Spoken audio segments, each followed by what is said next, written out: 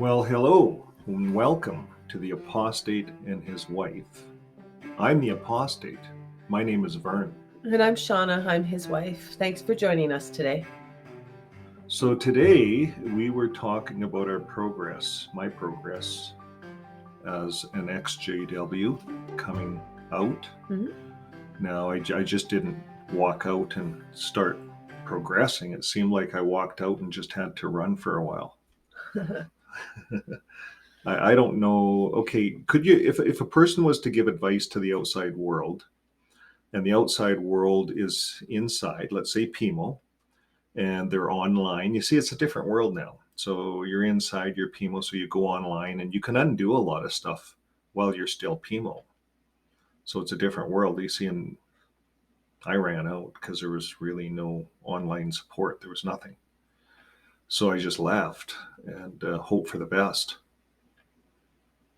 Still, all those beliefs are in your head, but I was open to other beliefs. I think that's the idea, is being open. Eventually. Yeah. Well, I like, for instance, you did Christmas. Typically for 30 years, I didn't do Christmas, but up until 18 years old, I did Christmas, had good experiences. So it was not a big deal for me to do Christmas. But yet when we go and see our friends, like my other buddy there, that's an ex-JW, doesn't do Christmas to this day. And he's been out way longer than me. Yep. Even though he's had partners that do Christmas. Yep. He does not do Christmas. He's closed to it. Mm-hmm. And I believe that's because he's still under that JW trance, That's the fair. Rutherford trance. And I'll just say there's a lot of people that don't do Christmas because they don't believe in the commercialism of Christmas. Well, does that make them less or more than anything? No. Each person can have its own belief, right? Yeah. And I think part of my waking up is not to judge people. Yes. For their beliefs. Yes. Or not beliefs, or what they do or don't do. Mm-hmm. And then I think, to be honest, like, coming out, it was a little bit scary re-examining my faith. I didn't really want to do that. I think you mentioned it the other day. It's easier to not deal with this stuff. Yeah. It was probably way easier for you to not deal with this stuff. But then you don't realize what not dealing with it does to the people around you. Mm-hmm. Right? Like, if you're having these anger flare-ups and you don't know why, and it's not you, mm-hmm. It's time to look a little bit deeper. Well, I don't think it was me in the religion. I didn't really have these flare-ups until I started experiencing marital problems within the congregation, like within my own family, my own marriage, early on. Right. And how many years into the religion was that? Like 5 years. So where do you think the anger came from? What do you think that cognitive dissonance does to your mind? You're adding these layers of stress. There's all this stress and there's no way encouraged to release it. Everything is taboo, or you have to do everything in secrecy to let off steam and stuff. Well, that's just pushing everything inwards. Mm-hmm. Anger turned inwards becomes depression. Yeah. You end up being so mad at the world that eventually you turn on yourself. It's a vicious cycle. Yeah. One of the most empowering things I learned is you don't have to believe what you think. Words have meaning. If you look back historically, they have meaning and they're wonderful in depth or whatever. And then men come along, mankind, not men specifically, mm-hmm. but in this case, we are talking about men, mm-hmm. Rutherford and Russell, and they twist those words. Yeah. They add all this emotion to it. You're piling too much on people. You're giving them no outlets. There's mm-hmm. no room for any growth. It's stagnant. So what are people going to do? They're going to still develop emotionally. Gossip is a wonderful mm-hmm. pastime, right? And then this anger. Yeah, I think the advantage you and I have right now is we're very open, mm-hmm. and we're willing to share that with an audience in a manner to help people. Mm-hmm. And I think I think that's helped me to take that anger and to redirect it. Redirect it. It's energy. Anger is energy, Hmm. and you taught me that a lot. You figured that out a way earlier than I did Yeah, you guys, in life. you only have a jug full of energy to get through the day. Yeah, For me 2 liters, for you a yeah, couple quarts, okay. But the point is, you only have so much, and energy. everything you do, you're going to be dipping into that pot or pouring from that jug of Yeah, energy. So what do you want to spend it on? Do you really want to waste it and fight everything so that there's no. no energy left to care for yourself? I think when I was young, like 18, Uh-huh. I well, I think I need to tell that as another story. My 18-year-old Mormon story, and getting into my GW story, Yeah, why I got into religion, though. But I yeah. think everyone wants to believe in something, is the point. Well, and I think that sometimes, just I'll give you my honest opinion here. Sometimes we do things for love, Hmm. uh-huh, that maybe we wouldn't normally do or look at. And that's good. That is Yeah. how we grow, but Mm. it's interesting. Well, for whatever it is, for whatever reason, we're both right here, right now. We're talking about religion, belief, and I think belief is important. What do you think? Yeah. I think it's important to have a belief, Well, of like to course. believe in something. Yeah. And I I was thinking we watched some of the programs out there that were talking about. They were doing experiments with children, and they'd put some kind of a mascot in the room and say that this mascot can see you. So the children would come in, and they were better students, and they kept looking at the mascot. And then they did an experiment where they just put the children in the room and said, okay, we want you to do these lessons. And then they walk out, and it was just chaos. It was just chaos. So remember that we seen that video? I don't know if you remember it, but even coming from my experience in the security industry, when someone's watching, and I put lots of cameras in and didn't get them all quite hooked up yet, but boy, everyone was sure good. Once they seen those cameras on the wall, they weren't even working yet. I was, had a lot of work to do, but things changed in the stores. So, belief, if people believe in a higher power, they believe that they're being watched. This is what I'm getting at. People believe that they're being watched by a higher power, I believe makes better citizens, makes better people. Like we're better people Yeah, if we, because if they're being watched and they get caught, right? Then yeah. there's a punishment. So then you have people that are acting because they don't want to be punished, right? How would you explain the benefits of a belief in God? You're just not alone. Like I get why people are agnostic or atheist, and all the power to you. That's completely fair. Believe what you want to believe. Maybe, well, we'll leave the flat earth thing out of this because Mm-hmm. that one I kind of don't get. But that just tells you what I believe. I believe it's round. Agnostic. How do you define that? That they don't know Mm. if there is a God. Um, It's like all of these are just statuses or labels that what we have Atheist. to give each other. They're against. They don't think There there's a is no God. God. Yeah, I So shouldn't say then, against. Sorry, there is so no then you God. go up to the high hill and you look up into the star and you look down like a cow and you eat the grass. There's no God. Like I That's don't know. that's pretty judgmental. So what? The atheist goes up the hill and he sees the stars. He sees the planets. That's what he sees. Also, he flies out there, but there's still no God. Well, they don't believe that there is. Okay. See, I have a hard time wrapping my head around that. And that's where we have to, I think that's a new stage Yeah, of because believing and feeling for people and not judging. if you meet these people in the supermarket or whatever, what does it matter what they believe? Everybody's so eager to self-identify, and I would just rather say, hey, what's your name? Nice to Yeah, meet you. yeah, exactly. Like, maybe I'm on the wrong planet, Well, but you know what I think? And let's get through this other thing, but I think we're defining our own spirituality yes. because when I getting out of religion and coming back into it in the last 12 months Uh-huh. and really digging deep, Uh-huh. like we've dug deep and we've taken basically a 12-month sabbatical from life just to explore the deeper things about religion and how I got programmed and how I got into this cult and how I got out. And I think the first step to getting out was taking all of that anger and turning it into fiction. And you taught me that. I remember 3 months in, I just wrote a whole book of angriness. Yes. Yes. You said, just write anything, honey. Yeah. Get it all out on paper. Just quit being angry, but write all that anger on the paper. Just do what you need to do in your mind to just, yeah. Yeah, you acknowledged it, and then it was just ugly. So I remember there was 170 pages of anger, but just story after story, and then you got reading it and you said, you realize you can't publish half that stuff because of what it is, you have people in the religion you still love. So you can't publish that stuff. It's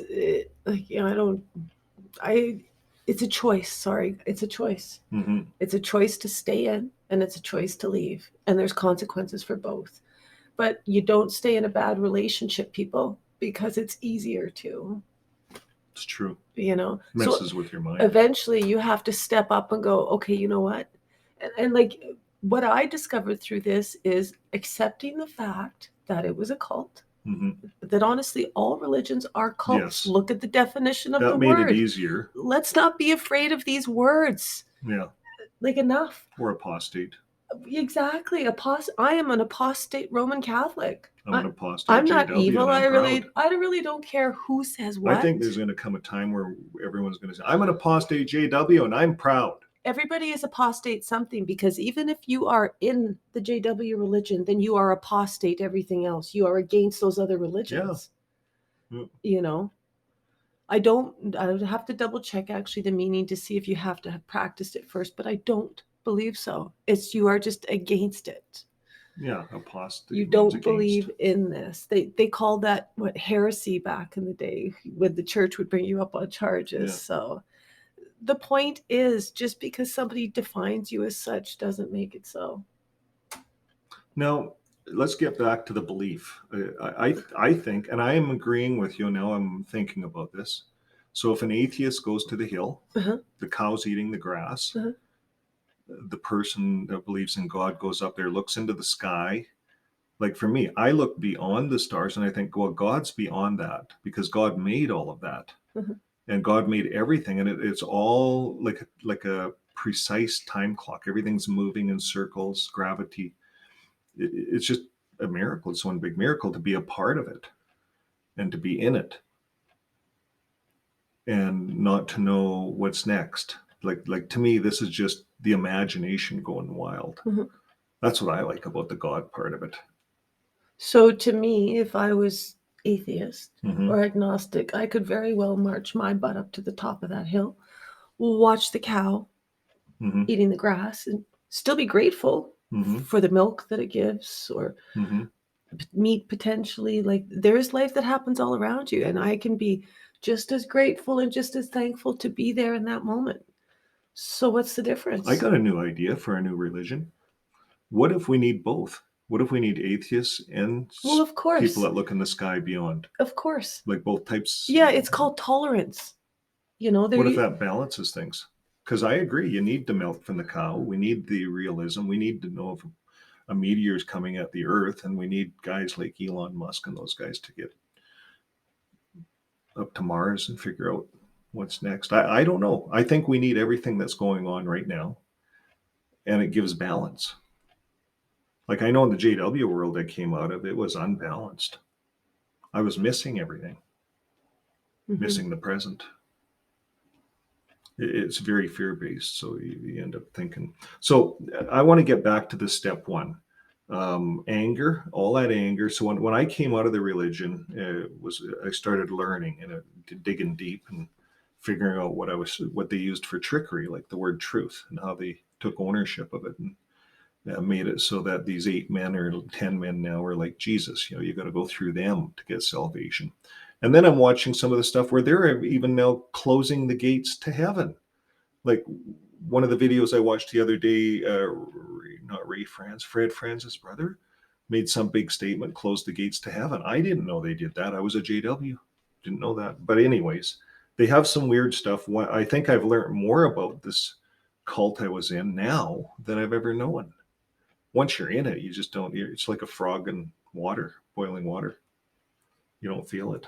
But step one, and that's what you helped me to do, was take the anger and turn it to fiction. So once I did that, that was month 3 writing. It changed everything. I could fictionalize it, and it didn't come out as bad. It was way different. And then it took it from 170 pages to like a 300-page book because it fictionalized it. And what I did in the story, like for me, is I wrote a story, a fictional story, a story I wanted to make believe. I wanted it to be real. So then after I wrote it, you kind of believe some of it. You know, we believe our own BS, they say. Well, you know, like I wrote some stuff in there about Jesus coming in the cloud, right? And I tied that in with the internet. And when I go back and reread it, it seems so real. And I can see how Russell and these guys write stories, fiction, and then they make people believe it. But it was good for me to fictionalize a bit of things and then make my own belief. Coming out was finding the palm branch and getting the white robe and all these kinds of things. But it was my own story, and I think that helped a lot. Do you want to talk? No, you're doing good. I don't want to own the whole show. You're doing good at that too. Keep going. Sometimes I talk too much. Mm-hmm. So just getting through that, defining. Now it's defining spirituality, and I caught myself. There's a while I was watching this guy on the apostates. That came out. He's kind of like a JW. Some of his stuff makes sense. And then I'd watch this other guy, and he made sense too. And then I'd watch, and then pretty soon I had all these ideas floating around. And pretty soon, you don't know what you're believing. But now where I'm at, I'm finding that once I stepped outside of all the religions, just forget about religion, get outside of the religion, and it just changes things. Like that's where we're at now. I don't feel shackled by religion, by the philosophies. And I realize that a lot of them are stories. We talked about this spiritual but not affiliated. We went through some of those discussions. Mm-hmm. But they're saying that now the U.S., it has a very high population of spiritual but not religious. Like a lot, there's more. It's the fastest growing. I guess it's not a religion. Because it's not an organized religion. No. There is a difference. Organized religion has hijacked the word religion. Look at the definition of the word. Religion is devotion, belief in God, to a God. Or I actually think the definition is to a God or a supernatural being. Yeah. Because these are just words. Mm-hmm. So you're right. People are allowing words to shape their thinking, but people again want to believe in something. Yes, but I do believe in the fact that what did you used to say when we first met? There's 4 types of people in this world. 4. What were they? Controllers, promoters, supporters, and analyzers. Right, and I believe my first reaction was a course I took. Was Tony Robbins. No, right? It's another one. Oh, anyways, whatever. There's way more than 4 types of people, and I can't believe the pompous ass that would come up with such a narrow categorization of how he sees things. I don't accept it. I don't have to believe in it. It has no power over me. So then what I came to realize, actually, I was way more cavemanish than that. One of the elders I became really good friends with, and I became a ministerial servant during that time. It's the highest point in the organization I got.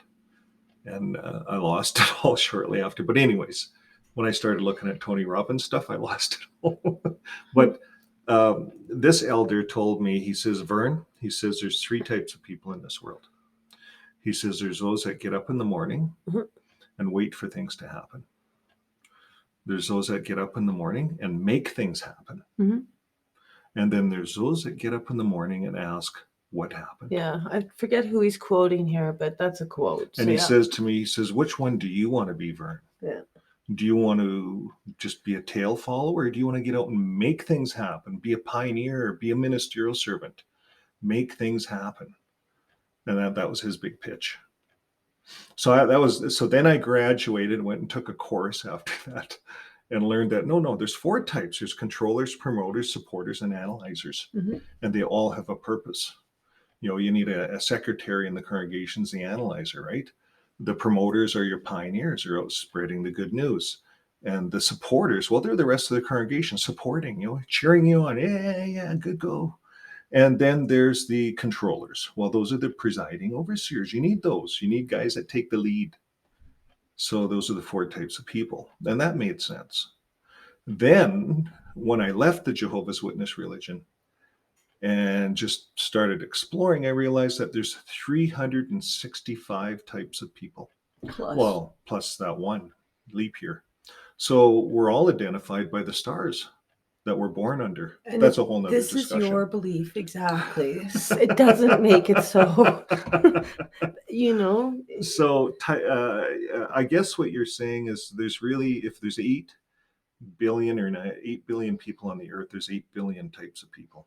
Potentially. We're all individuals. And if we start categorizing ourselves, that's the first step to wrongness. No, as soon as you start categorizing yourself, then judging comes. Yes, you're right. And the internet's full of it. And it's one thing to say, I feel for the atheist that doesn't have a relationship with God, but that's also kind of a judgment call, because you're now deciding that that's what you need for a perfect life. And I believe in God, but not everybody should. I don't believe that. But I believe that there should be more tolerance in the world. There was a time that instead of making Christmas trees disappear, and now we have winter holidays, it would just be, we acknowledge that not everybody celebrated Christmas, but where I grew up, it was Catholic or public, and there was still a Christmas component in each. When my son went to school, they had winter holidays now, because there was too many other groups that didn't celebrate, that it was offensive. And yeah, change is good, but I don't know, there just should be more tolerance. So I want to talk a little bit about before we lose this point. About a quarter of the US adults, 27%, now say they link themselves as spiritual but not religious.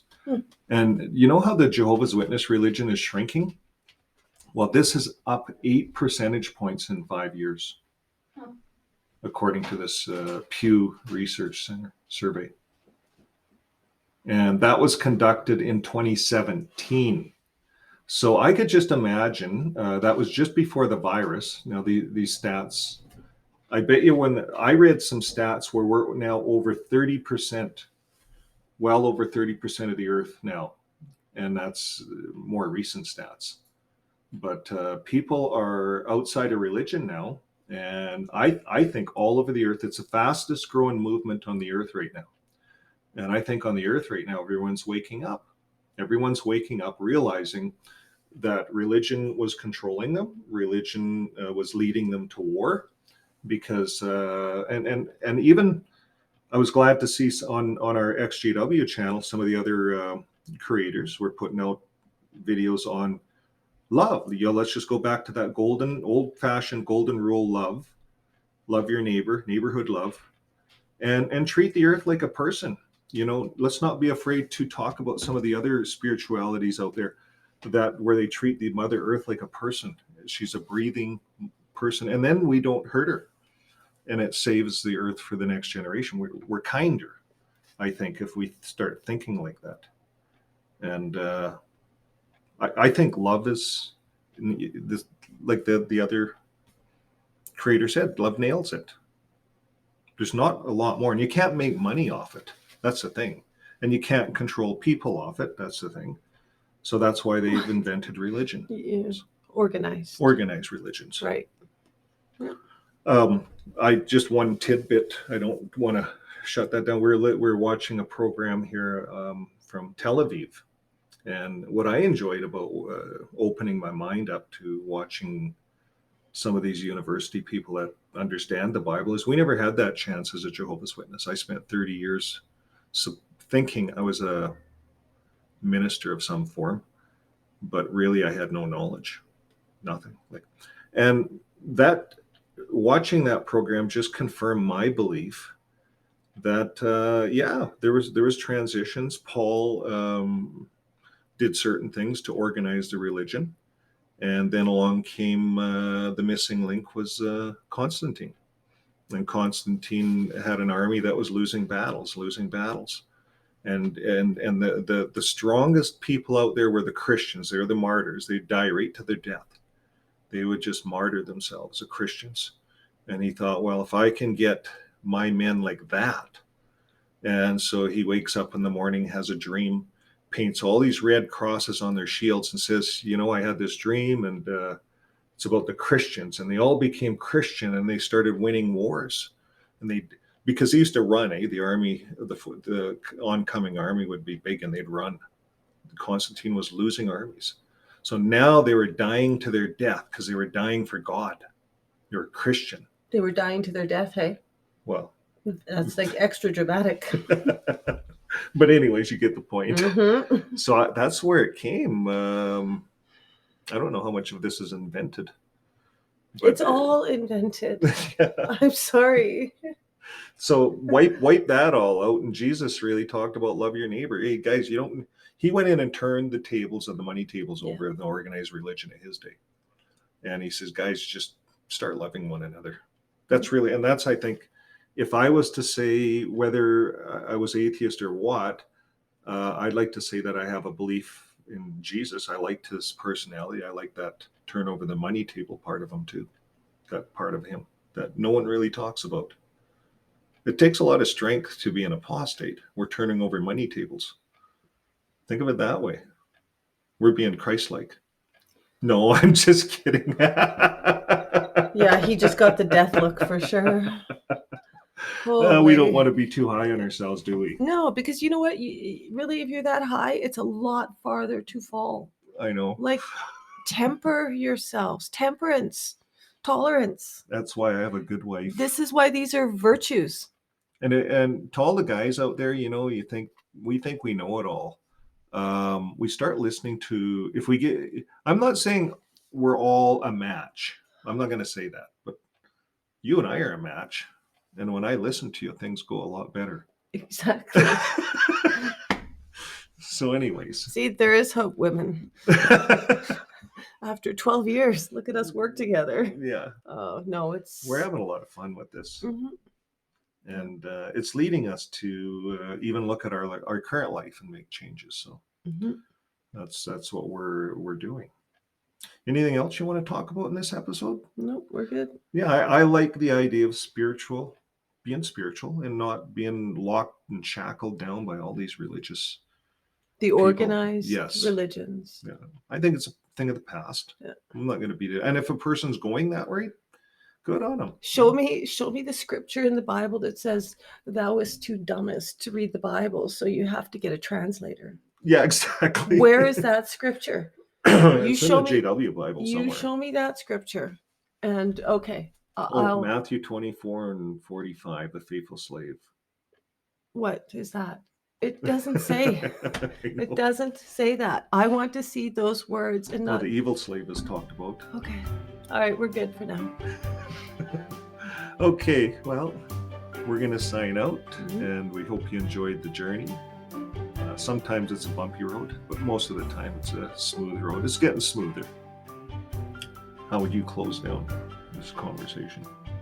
I would say goodbye, and thanks for joining us. Okay, good night. Bye.